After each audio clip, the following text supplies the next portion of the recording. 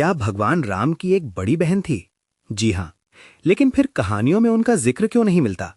दरअसल उनका जिक्र श्रीमद् वाल्मीकि रामायण के बालकांड में है। आज मैं आपको वो रहस्य बताता हूँ जो बहुत कम लोग जानते हैं। तो इस कहानी को जानने के लिए वीडियो को लाइक और चैनल को सब्सक्राइब जरूर कर दें। राजा दशरथ और रानी कौसल्या को एक बेटी हुई। उसका नाम रखा गया शांता।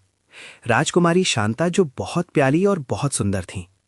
लेकिन राजा दशरथ के एक मित्र थे, राजा रोमपाद। उनकी कोई संतान नहीं थी और वे इस बात से बहुत दुखी रहते थे। वे बार बार दशरथ से मिलने आते थे।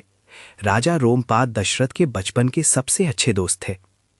एक दिन उन्होंने दुख से कहा, दशरथ, तुम्हारे पास सब कुछ है, मेरे पास कुछ नहीं। राजा दशरथ उस रात भर सो नहीं पाए। उन्हें अपने दोस्त का दुख देखा नहीं जा रहा था।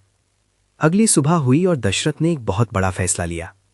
दशरथ ने राजा रोमपाद को बुलाया और कहा, मित्र, मैं तुम्हें अपनी बेटी शांता दे रहा हूं। तुम उसे गोद ले लो। अब वो तुम्हारी बेटी है। शांता अपने नए माता पिता के साथ चली गई। साल बीतते गए। राजकुमारी शांता बड़ी हुई। वो बहुत सुंदर और बहुत विद्वान थीं। राजा रोमपाद ने उनकी शादी एक महान ऋषि से करवाई। उधर अयोध्या में राजा दशरथ बहुत परेशान थे। उन्हें कोई संतान नहीं हो रही थी। कई साल बीत गए थे और उन्हें कोई बेटा नहीं था। सवाल था कि राज्य का उत्तराधिकारी कौन बनेगा। तब मंत्री सुमंत्र ने सुझाव दिया, महाराज, पुत्रेष्ठी यज्ञ करवाइए। उन्होंने बताया, लेकिन ये यज्ञ बहुत शक्तिशाली है।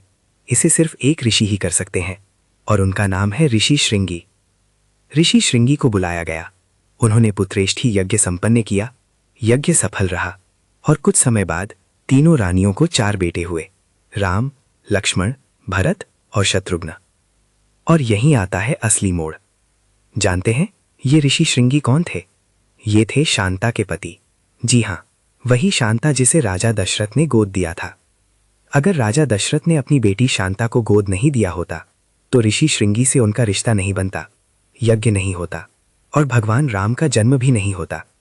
इस तरह शांता ने अनजाने में ही अपने भाइयों के जन्म का रास्ता बनाया। यही है भाग्य का चक्र। यही है शांता की कहानी, राम की बड़ी बहन, जिसे बहुत कम लोग ही जानते हैं। जय श्री राम।